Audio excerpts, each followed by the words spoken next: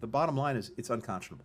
U.S. Secretary of State Antony Blinken blasted Russia's decision on Monday to halt participation in the year-old deal that lets Ukraine export grain through the Black Sea, calling for the pact to be restored as quickly as possible.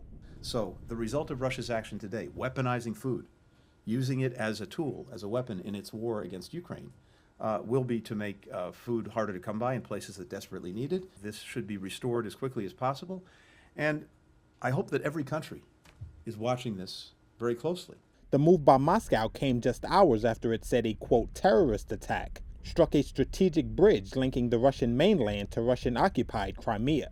But Russian officials denied that prompted them to quit the grain deal. The Black Sea Grain Agreement was brokered by the UN in Turkey in July last year to alleviate a global food crisis worsened by Russia's February 2022 invasion of Ukraine. Ukraine and Russia are some of the world's biggest exporters of grain and other foodstuffs, and any interruption could drive up food prices across the globe. At a meeting of the UN Security Council, British Foreign Secretary James Cleverly also condemned Russia's termination of the Black Sea Grain Initiative. Let us be clear.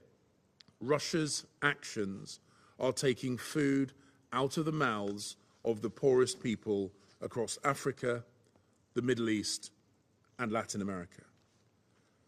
We cannot allow this war to go on for another 500 days. Ukraine's President Volodymyr Zelensky said he has written to Turkish President Tayyip Erdogan and UN Secretary General Antonio Guterres, calling for the continued operation of the Black Sea grain shipment deal without Russia's participation.